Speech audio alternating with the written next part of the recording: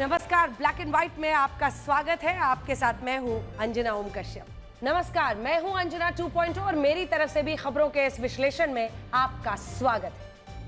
आज सबसे पहले हम इंदौर की सोनम रघुवंशी की बेवफाई का विश्लेषण करेंगे। सोनम रघुवंशी और उसके पति राजा रघुवंशी शादी के बाद हनीमून पर मेघालय के शिलांग गए थे और वहां से दोनों अचानक लापता हो गए। लंबी छानबीन के बाद पहले खाई में राजा रघुवंशी का शव मिला, लेकिन आज सुबह तक सोनम का कोई अता पता नहीं मिल पाया और जिस सोनम को मेघालय में तलाशा जा रहा था वो आज अचानक से उत्तर प्रदेश के गाजीपुर में मिली और उससे पहले उसके 4 और साथियों को सोनम के पति राजा रघुवंशी की हत्या के आरोप में गिरफ्तार कर लिया गया, जिसमें सोनम का प्रेमी, जो पुलिस के हवाले से जानकारी आ रही है, उसका तथाकथित प्रेमी राज कुशवाहा भी शामिल है।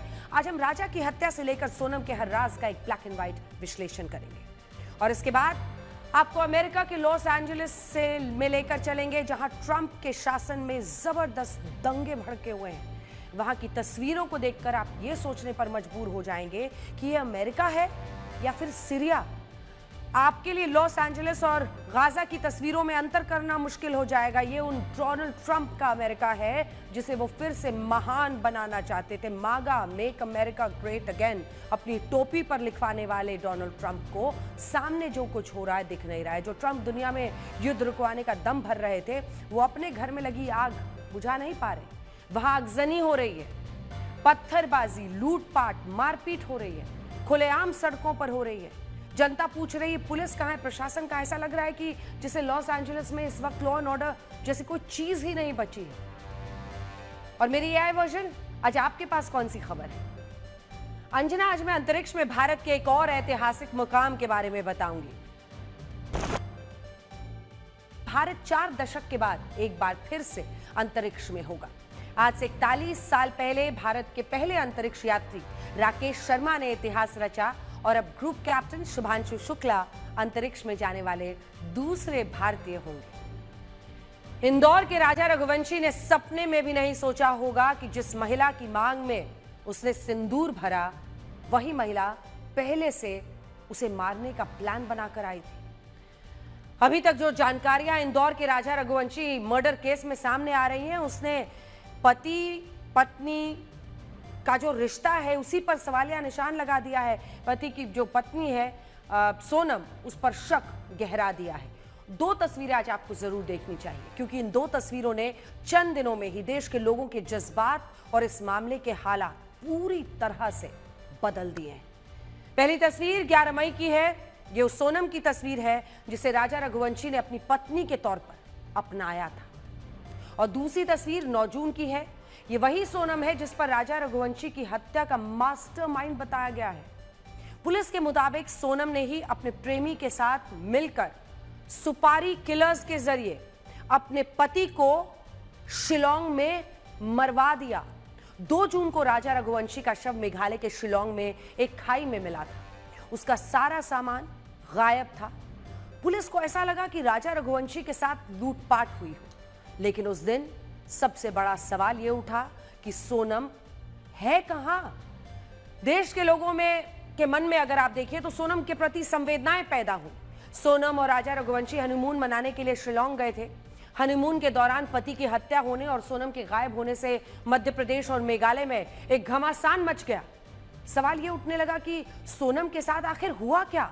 कहीं सोनम को किसी ने अगवा तो नहीं कर लिया, कहीं मेघालय के किसी लोकल गैंग ने लूटपाट के बाद इन दोनों को मार तो नहीं दिया, कहीं सोनम को बंधक तो नहीं बना लिया गया।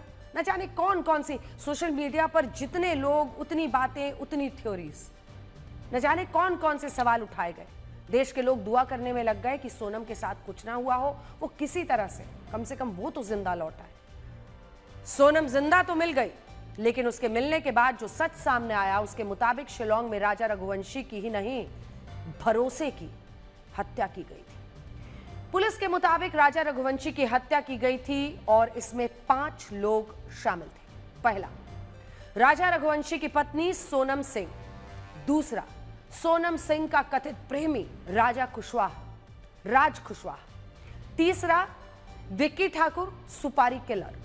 चौथा, आकाश राजपूत सुपारी किलर, पांचवा आनंद, सुपारी किलर। पुलिस का कहना है कि सोनम सिंह ने अपने पति राजा रघुवंशी की हत्या की सुपारी दी। उसकी हत्या के लिए एक पूरा बाकायदा प्लान तैयार किया, वो सोनम ने ही किया था। ऐसा शक जताया गया है कि राजा रघुवंशी की हत्या की प्लानिंग शादी तय होने के बाद से ही शुरू हो गई थी, क्योंकि सोनम इस शादी के लिए राजी नहीं थी। अब हम इस केस से जुड़ी कुछ ऐसी कड़ियां जोड़ने वाले हैं जो आपको हैरान करके रख देंगी। सबके मन में कई सवाल आ रहे हैं, आपको जवाब मिलेंगे। सोनम सिंह और राजा रघुवंशी का परिवार इंदौर का ही रहने वाला है, लेकिन दोनों परिवार बच्चों की शादी तय होने से पहले एक दूसरे को नहीं जानते थे। अच्छा, राजा रघुवंशी के परिवार ने जो जानकारी दी है उसके मुताबिक राजा और सोनम की शादी एक खास प्रथा के जरिए हुई थी, जिसमें एक ही समाज के लोगों को एक सम्मेलन बुलवाकर रिश्ते करवाए जाते हैं।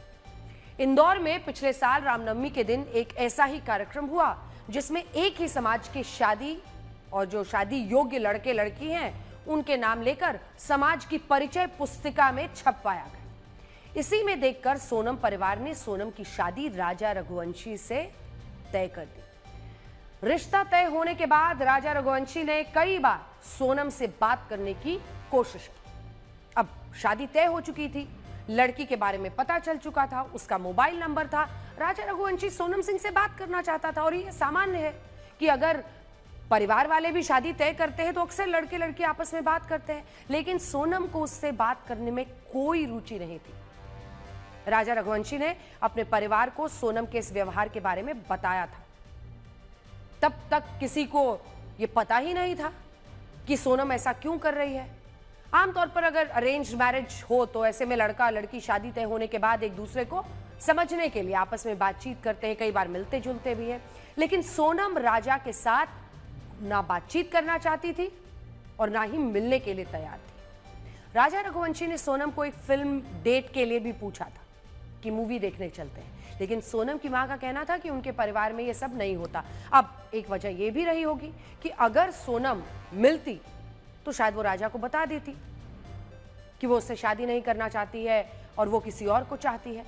आज हम एक ऐसे समाज में हैं जहां लड़के और लड़कियों को एक दूसरे से मिलने की पूरी आजादी है। स्कूल, कॉलेज, ऑफिस, कहीं भी काम करने वाले लड़के लड़कियां भी एक दूसरे से मिलते हैं, दोस्त बनते हैं, फिर अपने मनपसंद साथी से शादियां करते हैं। एक ऐसे युग में सोनम की मां का तर्क संदेह पैदा करता है, लेकिन परंपरा का मान रखते हुए राजा रघुवंशी ने सोनम की मां का यह तर्क भी मान लिया। शादी तय होने के बाद भी सोनम मोबाइल फोन पर बात करने को तैयार नहीं थी। कई बार लोग ये सोचते हैं कि अगर लड़की का मन नहीं है, परिवार वालों का मन नहीं है तो फिर ठीक है। हालांकि कई परिवार ऐसे भी होते हैं जो अड़ जाते हैं कि नहीं, एक दो बार मिल तो ले, एक दूसरे को पहचान तो कर लें, और ये जरूरी भी लगता है। इससे परेशान होकर राजा ने जब देखा कि वो तो ना बात कर रही है ना मिलने के लिए तैयार है, उसने एक बार शादी से भी इनकार कर दिया था। कहा कि ये लड़की अलग मुझे अजीब लग रही है, लेकिन परिवार के समझाने पर बाद में राजा रघुवंशी मान गया। राजा के परिवार का यह आरोप है कि शादी को लेकर सोनम का परिवार कुछ छिपाने की कोशिश कर रहा था। उनको शक था, आरोप है कि सोनम की शादी जल्दबाजी में करने की कोशिश की गई थी। शादी में पंडित के बताए मुहूर्तों की भी जानबूझकर अनदेखी की गई थी। ज्योतिषी ने शादी के बाद सोनम की विदाई की तारीख 31 मई दी थी, लेकिन सोनम की विदाई शादी के 3 दिन बाद ही कर दी गई। आरोप ये लग रहे हैं कि सोनम को जल्दी से जल्दी ससुराल भेजने की कोशिश की जा रही थी। अब ये सब शक पैदा करता है कि क्या परिवार वाले उसके किसी लव अफेयर को छिपाने की कोशिश में ये सब कुछ कर रहे थे, और क्या इसी वजह से वो बच्चा मैनिपुलेट हो रहा था। संदेह होता है कि क्या सोनम के परिवार शादी निपटाने की कोशिश कर रहा था कि नहीं नहीं, 1 साल तक कोई डेट नहीं है, जल्दी से शादी कर दीजिए, अभी ही शादी करनी है, मिलने की कोई ज़रूरत नहीं है, इसी प्रथा से शादी करेंगे। बहुत सारी बातें हैं। फ़ोन पर बात करना या मिलने से मना करना संदेह पैदा करता है। क्या सोनम की शादी उसकी मर्जी के बगैर करवाई गई थी? अब देखिए, सोनम का परिवार इन सवालों के जवाब नहीं दे रहा है, लेकिन पुलिस ने इन सवालों के जवाब खोज लिए हैं। जवाब है राजा रघुवंशी की हत्या का एक आरोपी राज कुशवाहा। पुलिस का कहना है कि राज कुशवाहा सोनम का प्रेमी है और इसी वजह से सोनम राजा रघुवंशी से शादी नहीं करना चाहती थी, लेकिन परिवार के दबाव में आकर उसने राजा रघुवंशी के साथ शादी कर ली। राज कुशवाहा सोनम के पिता की प्लाईवुड फैक्ट्री में काम करता है। प्लाईवुड की उसकी एक दुकान थी, फैक्ट्री। उस फैक्ट्री में सोनम का भी आना जाना था और यहीं पर दोनों मिलते थे, यहीं पर दोनों की दोस्ती हुई। और अगर आप देखिए तो उम्र में सोनम से वो 5 साल छोटा है ये राज। दावा है कि सोनम कुशवाहा राज से शादी करना चाहती थी, लेकिन उसका परिवार इसके लिए तैयार नहीं था। अब देखिए, वो ये मानते होंगे कि हमारे प्लाईवुड फैक्ट्री में काम करने वाला एक आदमी है, 5 साल उम्र में छोटा है, आखिर इससे क्यों शादी के लिए जिद कर रही है। इसीलिए उसने शादी तय होने के बाद से ही राजा रघुवंशी को ठिकाने लगाने का सोनम ने प्लान बनाना शुरू कर दिया था। अब सवाल ये उठ रहे हैं कि क्या सोनम ने राजा रघुवंशी की हत्या की सुपारी दी, या सोनम के प्रेमी राज कुशवाहा ने हत्यारों को हायर किया था। एक सवाल यह भी है कि सोनम ने अपने प्रेमी, जो तथाकथित प्रेमी है राज कुशवाहा, उसके बारे में राजा रघुवंशी को शादी से पहले क्यों नहीं बताया। क्या वो शादी में मिले पैसे गहने लेकर प्रेमी के साथ भागना चाहती थी? वरना विवेक तो यही कहता है कि अगर परिवार वाले भी जिद कर रहे हैं, किसी की जान क्यों लेनी है, किसी का बच्चा है वो मारना क्यों है, शादी मत करो, भाग जाओ। लेकिन वो शादी भी कर लेती है।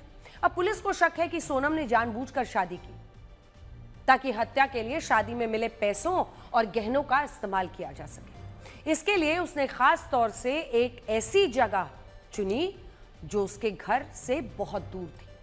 सोनम ने ही मेघालय का पूरा प्लान तैयार किया था यह हनीमून का, और यह बाकायदा राजा रघुवंशी की मां बता रही है।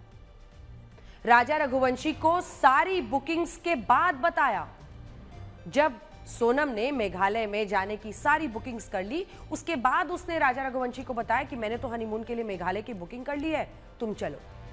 राजा की मां का कहना है कि शादी के बाद भी सोनम ने बाहर घूमने फिरने में कोई रुचि नहीं दिखाई, लेकिन अचानक एक दिन उसने मेघालय के टिकट बुकिंग की जानकारी दी। टिकट बुकिंग की खास बात यह थी कि केवल जाने का टिकट बुक करवाया था, वापसी का नहीं। अब पुलिस को शक है कि वापसी का टिकट जानबूझकर नहीं करवाया गया था, क्योंकि हत्या की प्लानिंग के बाद भागने की प्लानिंग भी की गई थी। शिलोंग पुलिस के मुताबिक राज कुशवाहा हत्या के दौरान मेघालय में नहीं था। वो फोन के जरिए सोनम के संपर्क में था। तीनों कॉन्ट्रैक्ट किलर्स, यानी सुपारी जो किलर्स थे, हत्यारे थे, उन्हें इन सोनम और राज कुशवाहा के वो भी संपर्क में थे। और देखिए, यहीं से कहानी शुरू होती है। पुलिस को एक सीसीटीवी फुटेज मिला है जिसमें राजा रघुवंशी और सोनम नजर आ रहे हैं। इसमें राजा एक बाइक पर बैठा हुआ है, लेकिन सोनम फोन पर किसी से चैट कर रही है। पुलिस के मुताबिक उस वक्त सोनम राज कुशवाहा को अपनी लोकेशन शेयर कर रही थी ताकि सुपारी किलर्स उन्हें ट्रैक कर ले। सोनम ने हत्या के लिए एक ऐसी जगह चुनी थी जहां ज्यादा लोगों का आना जाना नहीं होता। सोनम राजा को उसी जगह ले गई। वहां पर पहले से मौजूद सुपारी किलर्स ने राजा की हत्या कर दी। हत्या के बाद सोनम शिलोंग से असम के गुवाहाटी पहुंच गए और इसके बाद अलग अलग ये सारे लोग हो गए। कॉल डिटेल्स में सोनम और राज कुशवाहा की बातचीत की जानकारी मिली है। सीसीटीवी और टेक्निकल सर्वेलेंस के जरिए ही कॉन्ट्रैक्ट किलर्स की पहचान की गई और फिर उसने अलग अलग जगहों से उन सभी लोगों को पुलिस ने गिरफ्तार कर लिया। At this juncture, we can say that when SIT within 7 days has actually accumulated substantial evidence and has gone down there and zeroed down on the culprits. Okay, SIT just didn't go there and look for suspects. SIT went down there with firm evidence and knew who the culprits were. You know, after doing a lot of homework out here, they went there, and with the help of our counterparts, we arrested them. It's not that, you know, we just took a shot in the sky. It was a lot of substantial evidence, a lot of ground spade work was done. Shillong police के मुताबिक जांच के दौरान ही उन्हें सोनम के जिंदा होने की जानकारी मिल गई। पुलिस सभी को एक साथ पकड़ने की कोशिश में लगी थी, लेकिन कल रात 1 बजे सोनम अचानक से शिलोंग से 1200 किलोमीटर दूर यूपी के गाजीपुर में एक चाय की टपरी पर मिली। चाय वाले से मोबाइल लेकर उसने अपने परिवार को अपनी लोकेशन बताई। चाय वाले के मुताबिक सोनम ने उसे बताया कि अनजान लोगों ने उसके साथ लूटपाट की और उसके पति की हत्या कर दी।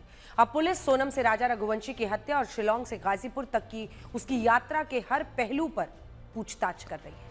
सोनम ने पुलिस को भी यही बताया है कि मेघालय में पहले उनके साथ लूटपाट हुई, इसके बाद बदमाशों ने उसे अगवा कर लिया और एक कमरे में बंद करके रखा और उसे गाजीपुर छोड़कर चले गए। पुलिस को सोनम की इस थ्योरी पर भी जांच करनी है। हम आपको इस पूरे मामले पर अपनी एक खास रिपोर्ट दिखाते हैं।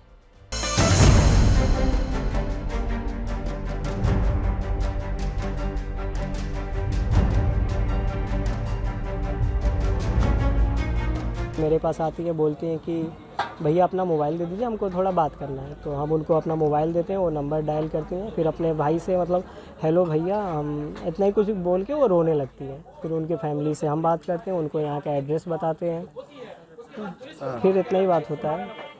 उसके बाद पुलिस को कौन सूचना देता है? पुलिस कैसे आती है? हम ही कॉल करते हैं, उसके बाद पुलिस आती है।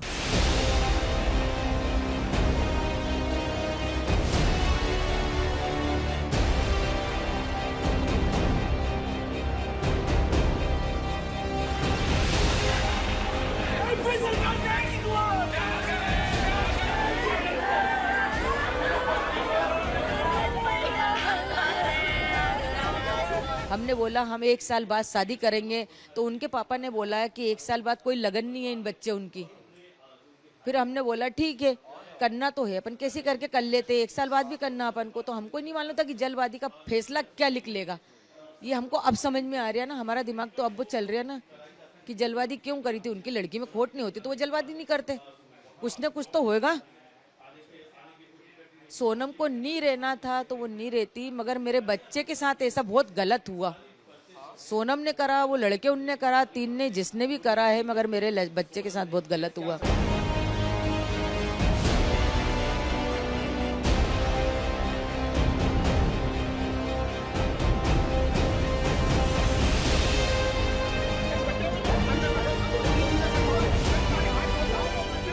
सोनम ने ढाबे वाले से फोन लेके गोविंद जी को लगाया, उनके भाई को फोन लगाया है।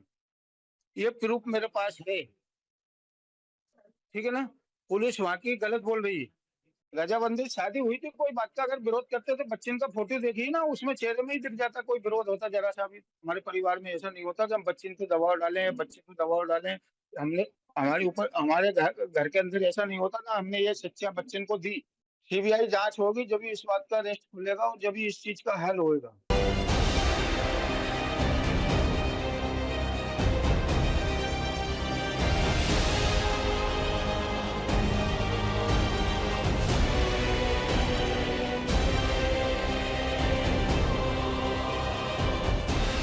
सोनम का नाम इसमें आएगा कभी, हमें ये उम्मीद तो कभी नहीं थी। बाकी इसमें जो राज का नाम आ रहा है, राज कुशवाहा का नाम मैंने सुना जरूर है, क्योंकि वो एक एम्प्लॉयर है इन्हीं का ऑफिस का। बाकी ये कंफर्म अभी नहीं हुआ है, तो राज कुशवाहा जो है वो इनके ऑफिस का एम्प्लॉयर है कि राज कुशवाहा दूसरा वाला राज कुशवाहा ही है। देखिए ये तो हम खुद अचंभा हम लोग सोचने पड़ेगा रात को। तो सोनम एकदम 1500 किलोमीटर दूर कैसे पहुंची? कोई बाय फ्लाइट पहुंची है, बाय फोन भी नहीं पहुंची है, बाय कार पहुंची है, कैसे पहुंची है, इसमें ये हम लोग को सोचने पड़ेगा अभी तक में। दूसरी चीज़ हमारे मन में एक डाउट ये भी है, तो सोनम के चेहरे पे, हाथ पैर पे कहीं भी कुछ स्क्रैच नहीं है, कोई दाग नहीं है। मतलब इतनी 17 दिन इतनी सेफ कैसे रही हो?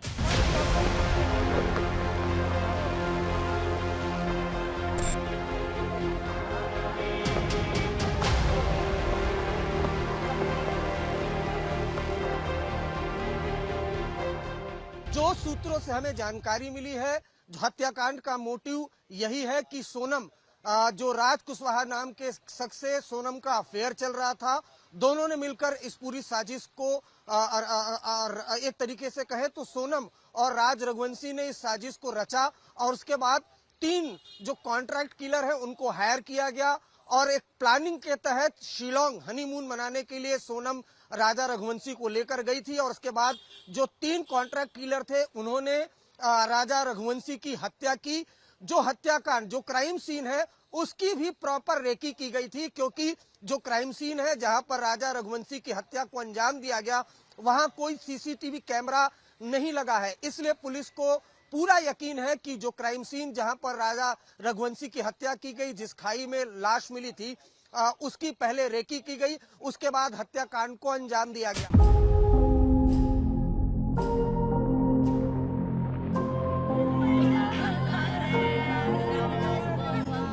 अमेरिका बर्बाद हो गया। अगली खबर का रुख कर रहे हैं।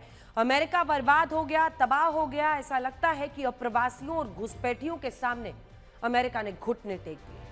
पिछले 3 दिनों से अमेरिका के कैलिफोर्निया के लॉस एंजलिस शहर से जो तस्वीरें आ रही हैं, उन्हें देखकर पूरी दुनिया हैरान रह गई है। आगजनी हो रही है, पत्थरबाजी हो रही है, लूटपाट, मारपीट, सब कुछ सड़क पर और कोई रोकने वाला नहीं है। ऐसा लग रहा है कि जैसे एलए में इस वक्त लॉ एंड ऑर्डर है ही नहीं। कानून व्यवस्था खत्म हो चुकी है लॉस एंजलिस में और सिस्टम पर प्रदर्शनकारियों का कब्जा हो गया है। अमेरिका में ऐसा क्यों हो रहा है और अचानक से लॉस एंजलिस में ये हालात क्यों बने, आपको आगे विस्तार से बताएंगे। लेकिन सबसे पहले ये देखना जरूरी है कि दुनिया के सबसे शक्तिशाली देश के महत्वपूर्ण शहर ने कैसे हिंसक प्रदर्शनों के सामने घुटने टेक दिए हैं। लॉस एंजलिस, एलए, मतलब हॉलीवुड, जहां दुनिया के सबसे बड़े बड़े सेलिब्रिटीज रहते हैं। देखिए वहां पर क्या हालात हो गए। अमेरिका में हो रहे प्रदर्शनों की यह सबसे खतरनाक तस्वीर है। कारें धू धू कर चल रही हैं, तमाम प्रदर्शनकारी जश्न मना रहे हैं। इस बर्बादी के वीडियो को अपने मोबाइल पर लोग रिकॉर्ड कर रहे हैं। कार के आसपास प्रदर्शन मेक्सिको का झंडा लेकर घूम रहे हैं प्रदर्शनकारी। ऐसा नहीं है कि इन प्रदर्शनकारियों ने कोई एक या दो बार मतलब सिर्फ वहां पर कार जलाई। इन्हें पुलिस की जितनी गाड़ियां दिखी सबको जला दिया। आप इस वीडियो में देख सकते हैं कि कैसे ये कारें जल रही हैं। प्रदर्शनकारी तमाशा देख रहे हैं, पुलिस गायब, नदारद। और यही सवाल आज हर अमेरिकी पूछ रहा है कि हमारी पुलिस है कहां। ऐसा लग रहा था कि जैसे ये प्रदर्शनकारी इन कारों को जलाकर अमेरिका की पूरी कानून व्यवस्था को जला रहे थे, चुनौती दे रहे थे और कह रहे हो कि देख लो, हमने दुनिया के सबसे शक्तिशाली देश को झुका दिया। कारें जलकर खाक हो चुकी हैं। प्रदर्शनकारी झंडा हाथों में लेकर अपनी ताकत दिखा रहे हैं। पुलिस की गाड़ियों में पहले तोड़फोड़ की गई, फिर उनमें गालियां लिखी गई और उसके बाद आग के हवाले किया गया। इस कार में एक प्रदर्शनकारी गाड़ी के अंदर ही बैठा हुआ, उसे एहसास नहीं था कि यहां इस कार में आग लगा दी गई है। लेकिन थोड़ी ही देर में कार धू धू कर जलने लगी, तब वो भागा। अमेरिका की बर्बादी की ये तस्वीरें आज पूरी दुनिया में वायरल हैं। खास तौर पर ये एरियल फुटेज जो है, जिसमें कार जल रही है, उसके आसपास झंडा लिए प्रदर्शनकारी घूम रहा है, पूरी चुनौती देते हुए।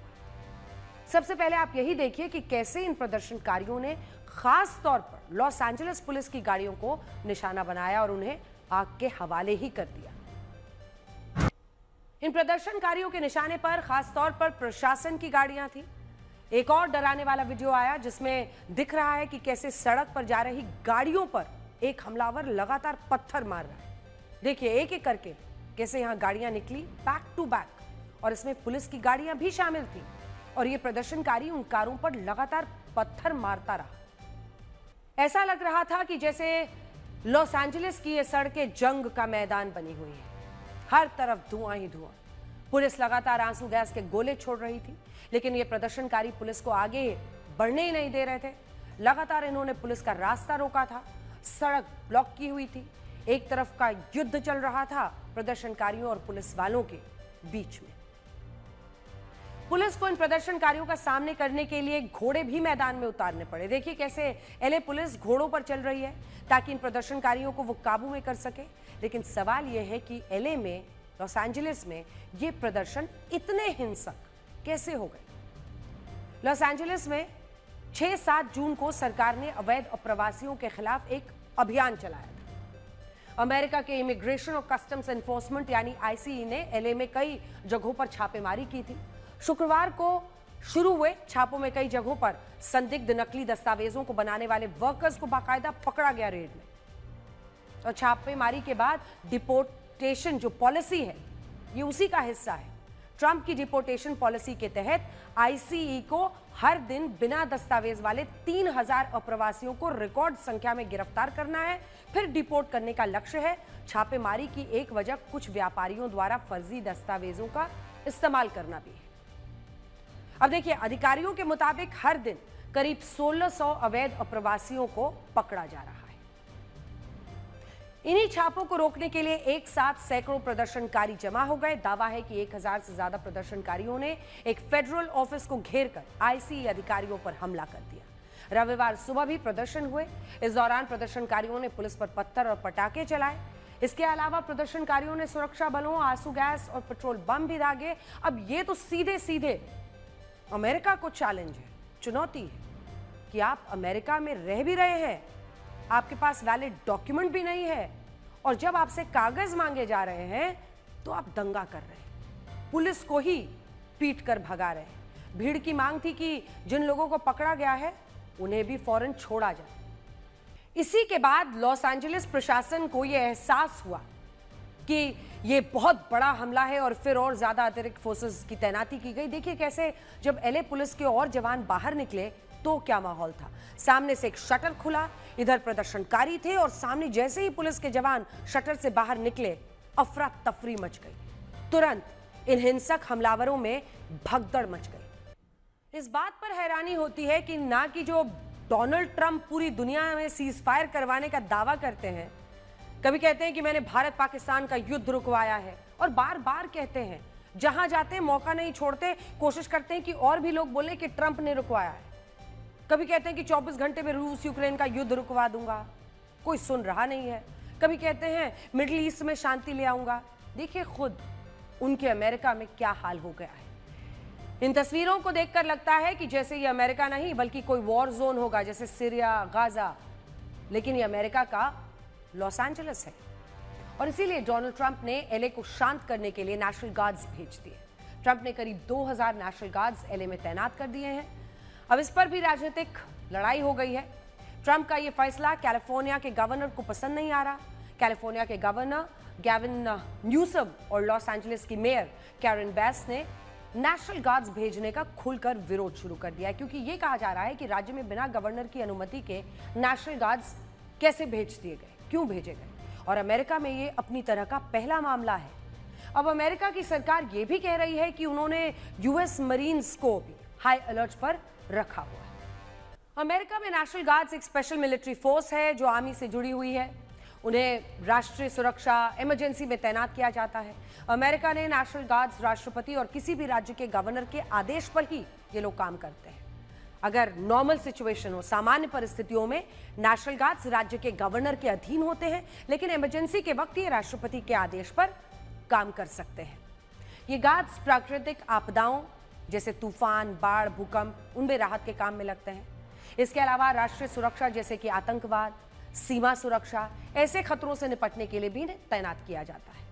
इसके अलावा दंगों और हिंसक प्रदर्शनों को काबू में रखने के लिए भी इन्हें लगाया जाता है, और जरूरत पड़ने पर यह अमेरिका की तरफ से युद्ध भी लड़ते हैं, जैसे कि इराक और अफगानिस्तान के युद्ध में इन्हें तैनात किया गया था। डोनाल्ड ट्रंप का कहना है कि यह एक तरह की इमरजेंसी ही थी और इसीलिए इस इमरजेंसी में एलए के हालात सुधारने के लिए नेशनल गार्ड्स की तैनाती जरूरी थी। ट्रंप तो यह भी दावा कर रहे हैं कि हालात सामान्य हो चुके हैं, नेशनल गार्ड्स की वजह से ही ये शांति आई है।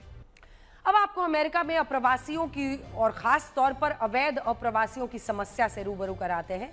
इसके लिए आपको अमेरिका का मैप देखना होगा। ये देखिए, ये है अमेरिका का मैप, जिसमें ये लॉस एंजलिस खास तौर पर दिख रहा है। ये पूरी तरह से मैक्सिकन बॉर्डर स्टेट है। ये शहर मैक्सिकन मूल के लोगों का एक बड़ा केंद्र है। कैलिफोर्निया मैक्सिको बॉर्डर से बड़ी संख्या में अप्रवासी अमेरिका में दाखिल होते हैं। PEW रिसर्च, प्यू रिसर्च के मुताबिक अमेरिका में इस वक्त कुल 1 करोड़ 10 लाख अवैध प्रवासी रहते हैं, और इसमें सबसे ज्यादा 4.25 लाख मैक्सिको के लोग हैं। फिर अल साल्वाडोर के 7.5 लाख, भारत के 7.25 लाख, ग्वाटेमाला के 7.25 लाख, होंडुरास 5.25 लाख अवैध प्रवासी रहते हैं। इसीलिए डोनाल्ड ट्रंप ने अवैध प्रवासियों के खिलाफ बहुत से कदम उठाए। ट्रंप जब कैंपेनिंग ही कर रहे थे तभी से वो अवैध प्रवासियों के खिलाफ थे। उन्होंने कहा था एक एक करके पहचान होगी और सबको हम डिपोर्ट करेंगे, वापस उनके देश भेजेंगे। ट्रंप ने अपने दूसरे कार्यकाल में अवैध प्रवासियों के खिलाफ सख्त नियम लागू किए। ट्रंप ने अवैध प्रवासियों को देश से निकालने के लिए ऑपरेशन एट लार्ज शुरू किया। बहुत से अवैध प्रवासियों से ट्रंप ने गिरफ्तार किया और उन्हें उनके देश भेजा। जैसे भारत के भी बहुत से अवैध प्रवासी हैं, इन अवैध प्रवासियों को वापस भारत भेजा गया। ट्रंप ने अवैध घुसपैठ को रोकने के लिए बॉर्डर्स पर बहुत से गार्ड्स तैनात कर दिए हैं। अपने दूसरे कार्यकाल में डोनाल्ड ट्रंप अवैध घुसपैठियों की समस्या को लेकर बहुत ज्यादा एक्टिव हैं। उन्हें लगता है कि अमेरिका के संसाधनों पर यह अवैध घुसपैठिए कब्जा जमा रहे हैं, जिसका खामियाजा अमेरिकियों को भुगतना पड़ रहा है। इसीलिए अमेरिका में आज से 12 देशों के नागरिकों की एंट्री पर बैन लागू हो गया है। राष्ट्रपति ट्रंप ने 4 जून को इसे लेकर एक आदेश जारी किया था, जो आज यानी कि 9 जून से लागू हो रहा है। 12 देशों के अलावा 7 देशों के नागरिक पर भी आज से ये आंशिक रोक लागू होगी। आपको एक मैप पर यह दिखाते हैं कि कौन कौन से देशों के लोग अब अमेरिका में दाखिल ही नहीं हो सकते। बैन है इन देशों के नागरिकों पर। इन 12 देश के लोगों के अमेरिका में प्रवेश को पूरी तरह प्रतिबंधित कर दिया गया है। अफगानिस्तान, म्यांमार, चाड, कांगो गणराज्य, Equatorial Guinea, Eritrea, Haiti, Iran, Libya, Somalia, Sudan और यमन। दूसरे 7 देशों के लोगों के लिए अमेरिका में प्रवेश को आंशिक रूप से सीमित किया गया है। ये देश है Burundi, Cuba, Laos, Sierra Leone, Togo, Turkmenistan और वेनेजुएला। इनमें से बहुत से देश तो ऐसे हैं जिनके नागरिक जिहादी और कट्टरपंथी विचारधारा को बढ़ावा देते हैं, लेकिन हैरानी की बात है कि इस लिस्ट में पाकिस्तान का नाम नहीं है। आप ये शब्द सुनिए जो आपको गर्व से भर देंगे। Namaste. I am Group Captain Shubhanshu Shukla, Shuks, from India, and I am the mission pilot for Axiom 4. The first Indian astronaut, Wing Commander Rakesh Sharma, traveled to space in 1984. I was born in 1985. Consequently, I grew up reading about him in textbooks and listening to his stories from space. ये विश्वास और जोश से भरे शब्द हैं भारतीय वायुसेना के जाबाज पायलट शुभांशु शुक्ला के, जो पूरे 41 साल बाद अंतरिक्ष में इतिहास रचने जा रहे हैं। आज से 41 साल पहले भारत के पहले अंतरिक्ष यात्री राकेश शर्मा ने इतिहास रचा और अब उनके 41 साल बाद ग्रुप कैप्टन शुभांशु शुक्ला अंतरिक्ष में जाने वाले दूसरे भारतीय होंगे। बेहद दिलचस्प बात यह है कि जिस साल राकेश शर्मा अंतरिक्ष में गए थे, उसके 1.5 साल बाद शुभांशु शुक्ला का जन्म हुआ था। अब तक भारतीय मूल के 5 लोग अलग अलग देशों के अंतरिक्ष मिशन पर जा चुके हैं। सबसे पहले राकेश शर्मा अप्रैल 1984 में रूस के सोयूज मिशन पर गए थे। इसके बाद अमेरिका के अलग अलग स्पेस मिशंस में भारतीय मूल की कल्पना चावला, सुनीता विलियम्स भी अंतरिक्ष में जा चुकी हैं। तो वहीं स्पेसएक्स के मिशन के जरिए भारतीय मूल के राजा चूरी और वर्जिन अटलांटिक के यूनिटी मिशन में शिरीषा बांदला भी अंतरिक्ष तक जा चुकी हैं। लेकिन फर्क यह है कि ये सभी भारतीय मूल के लोग तो थे, लेकिन इनमें से सिर्फ राकेश शर्मा ही भारत के नागरिक थे। भारतीयों को आज भी पूर्व प्रधानमंत्री इंदिरा गांधी की बातचीत में राकेश शर्मा के वो शब्द याद हैं जब उन्होंने कहा था कि अंतरिक्ष से कि भारत सारे जहां से अच्छा दिख रहा है। फ्लोरिडा के केनेडी स्पेस सेंटर से स्पेसएक्स के फैल्कन 9 रॉकेट से अपनी अंतरिक्ष की यात्रा शुरू करेंगे। यह ऐतिहासिक मिशन एक्सियम स्पेस के एक्सियम 4 मिशन के तहत लॉन्च किया जाएगा और इस मिशन में भारत के शुभांशु शुक्ला के अलावा अमेरिका, पोलैंड और हंगरी के एक अंतरिक्ष यात्री भी शामिल हैं। 41 साल के शुभांशु शुक्ला भारतीय वायुसेना के अनुभवी फाइटर और टेस्ट पायलट हैं और वो उत्तर प्रदेश की राजधानी लखनऊ के रहने वाले हैं। उन्हें जून 2006 में भारतीय वायुसेना की फाइटर विंग में कमीशन दिया गया। शुभांशु शुक्ला के पास Sukhoi, MiG, Jaguar, Hawk, Dornier और एंटोनोव जैसे विमानों को उड़ाने का 2000 घंटे का अनुभव है।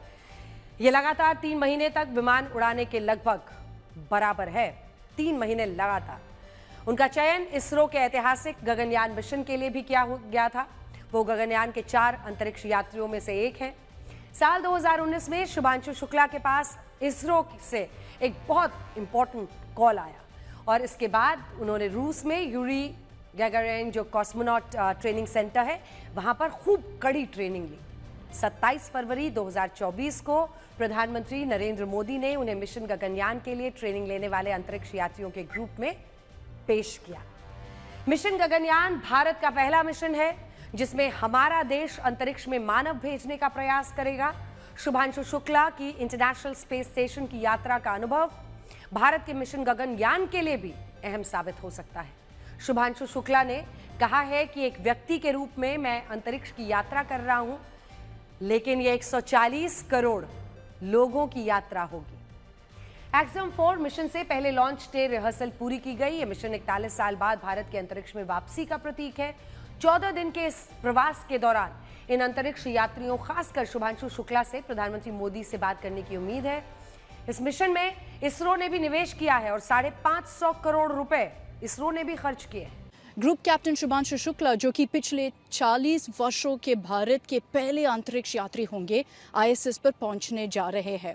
राकेश शर्मा के बाद 1984 में यह दूसरा अवसर होगा।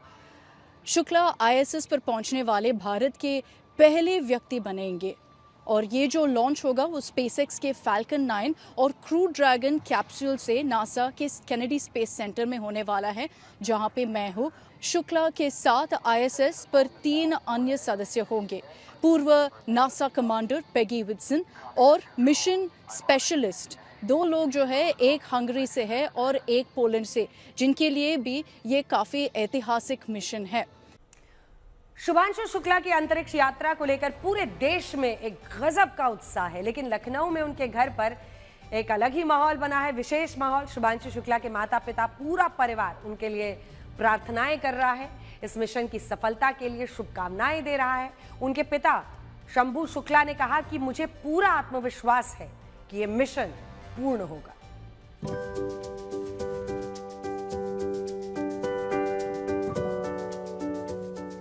हर इंसान चाहता है कि उसका बच्चा जो है उससे बेटर, उसमें भविष्य उसका बेटर रहे। तो हम भी चाहते थे कि हमसे बेटर उसका भविष्य रहे। तो हमारी यही इच्छा थी कि उसका जो है जो भी हो अच्छा हो। बहुत माइंड कूल रहता है, कभी मतलब उसमें टेंशन नहीं आता किसी प्रकार का, नो टेंशन, और बहुत ही प्रेम से जो है उस मिशन को पूरा करेगा और कुछ करेगा। आप देखते जाइए, उसका हर जगह पर बहुत अच्छा हुआ और ये भी बहुत अच्छा हुआ। बचपन का शुभांशु शुक्ला और आज के ग्रुप कैप्टन और अब तो स्पेस में जा रहे हैं, एक माँ के लिए कितना बड़ा मूवमेंट है?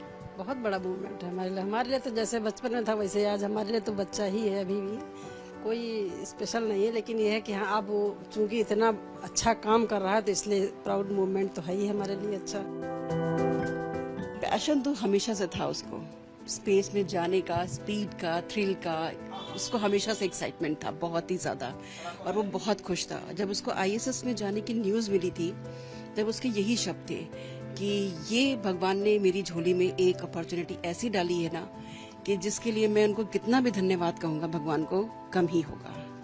और इस अपॉर्चुनिटी को अब वो 200% दे करके, मेहनत करके पूरा करना चाहता है। लोग दुआएं कर रहे हैं, हवन पूजन कर रहे हैं और उम्मीद कर रहे हैं कि राकेश शर्मा के बाद भारत एक बार फिर परचम बुलंद करेंगे, भारत का परचम बुलंद करेंगे और शुभांशु राकेश शर्मा के बाद दूसरे भारतीय होंगे जो अंतरिक्ष में जाएंगे। अब देखना ये है, राकेश शर्मा ने तो वहां हिंदुस्तान को लेकर गाना गुनगुनाया था। देखते हैं शुभांशु शुक्ला ऐसा क्या करते हैं जो एक यादगार बनकर रहेगी। आपको सऊदी अरब के पवित्र शहर मक्का में लेकर चलेंगे, जहां 4 जून से हज यात्रा शुरू हो चुकी है। इस साल लगभग 15 लाख विदेशी यात्रियों के हज यात्रा में शामिल होने का अनुमान है। आज सवाल यह है कि सऊदी अरब को इन हज यात्रियों पर हमले का डर क्यों सता रहा है और कौन है जो इस पवित्र धार्मिक यात्रा पर हमला कर सकता है। यह सवाल इसलिए क्योंकि सऊदी अरब ने मक्का में काबा के पास अमेरिका का पेट्रियट एयर डिफेंस सिस्टम तैनात किया है और मिलिट्री हेलीकॉप्टर्स भी यहां आसमान से निगरानी कर रहे हैं। ये तस्वीरें सऊदी अरब के रक्षा मंत्रालय ने कुछ जारी की हैं। इसके साथ लिखा है कि एयर डिफेंस फोर्सेस वो आंख जो कभी पलक नहीं झपकाती, जिसका मिशन खुदा के मेहमानों की हिफाजत करना है। इस पोस्ट में मक्का में तैनात मिसाइल डिफेंस सिस्टम को दिखाया गया है। इसके ठीक पीछे सऊदी का मशहूर क्लॉक टावर दिखाई दे रहा है। यह अल हराम मस्जिद यानी काबा के ठीक सामने है। दूसरी पोस्ट में सेना का एक हेलीकॉप्टर दिखाई दे रहा है। यह भी काबा और उसके आसपास के इलाकों की निगरानी के लिए तैनात किया गया है। इससे पहले सऊदी अरब के public security director lieutenant general Mohammed Al Basami ने प्रेस कॉन्फ्रेंस करके कहा था कि हज यात्रियों की सुरक्षा के लिए सऊदी अरब मुस्तैद है और इसके लिए जॉइंट डिफेंस सिस्टम तैनात किया गया है। सवाल यह है कि इसकी जरूरत क्यों पड़ी। कई मीडिया रिपोर्ट्स में कहा जा रहा है कि मक्का में मौजूद हज यात्रियों पर हूती लड़ाकों के हमले की आशंका है। इससे निपटने के लिए ही जमीन से हवा में मार करने वाला अमेरिका का patriot air missile defence system तैनात किया गया है। हूती यमन के अल्पसंख्यक जैदी समुदाय के लोगों का हथियारबंद समूह है। यह मूल रूप से शिया मुसलमानों का एक वर्ग है। हूती सिर्फ यमन तक सीमित नहीं है, वे फिलिस्तीन में हमास और लेबनान में हिजबुल्लाह जैसे मिलिटेंट ऑर्गेनाइजेशंस को सपोर्ट करते हैं। साथ ही इजराइल, अमेरिका, पश्चिमी देशों का विरोध करते हैं। यमन के गृह युद्ध में सऊदी अरब यमन की सरकार का समर्थन करता रहा है, जबकि ईरान हूतियों की मदद करता है। इसकी वजह शिया देश ईरान और सुन्नी देश सऊदी अरब में वर्चस्व की पुरानी लड़ाई है। हूतियों ने कई बार सऊदी अरब के कई शहरों पर मिसाइल हमले करने का दावा किया है। सऊदी अरब ने भी 2 बार यह दावा किया कि हूतियों ने मक्का को निशाना बनाकर मिसाइल अटैक किए, जिन्हें नाकाम कर दिया गया। हालांकि हूतियों ने इससे इनकार किया है। मुंबई से ये दिल दहला देने वाली खबर आपको बताते हैं जल्दी से। मुंबई की एक लोकल ट्रेन में बड़ा हादसा हुआ है। चलती ट्रेन से 8 यात्री रेलवे ट्रैक पर गिर गए, जिनमें से 5 यात्रियों की मौत हो गई। सेंट्रल रेलवे का कहना है कि यह हादसा दिवा कोपर रेलवे स्टेशन के बीच में हुआ है। शुरुआती जांच में बताया गया कि ट्रेन में बहुत भीड़ थी, जिस वजह से ये यात्री ट्रेन के दरवाजे पर लटक कर यात्रा कर रहे थे। इस घटना के कुछ वीडियो सोशल मीडिया पर वायरल है। यात्रियों को ट्रेन से गिरते देखा जा सकता है। इन यात्रियों को ट्रैक से उठाया गया और प्लेटफॉर्म पर लाया गया। अभी मृतक 30 से 35 साल के बीच बताए जा रहे हैं। मामले को लेकर सीएम फडणवीस ने जांच के आदेश दिए हैं। हादसे को लेकर विपक्ष ने कई सवाल खड़े किए। दुर्भाग्यपूर्ण है, लेकिन नया नहीं है। पिछले कई सालों में आप देख रहे हो बहुत सारे हादसे ऐसे ही रेलवे के साथ होते हैं, लेकिन जिम्मेदारी कोई लेता नहीं है। रेल मंत्री है कि रेल मंत्री ये पता नहीं है।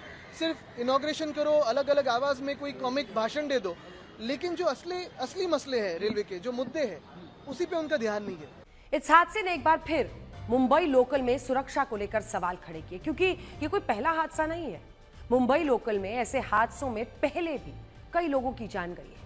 मुंबई रेलवे के आंकड़े बता रहे हैं कि पिछले 20 साल में मुंबई लोकल ट्रेनों में 51,000 से अधिक लोगों की मौत हुई है। पिछले 2 साल की बात करें तो मौतों का आंकड़ा 5,058 रहा, जिसमें से रेलवे लाइन क्रॉस करते हुए 2,428 मौतें, ट्रेन से गिरने पर 1,160 मौतें, जबकि रेलवे के पोल से टकराने में 10 लोगों की मौत हुई। इतना ही नहीं, प्लेटफॉर्म के गैप में गिरने से भी 24 लोगों की मौत हुई है। ये जरूरी नहीं जो साथ हो वो सभी अपने हो। कौन, कब, किसका और कितना अपना है, ये सिर्फ वक्त बताता है।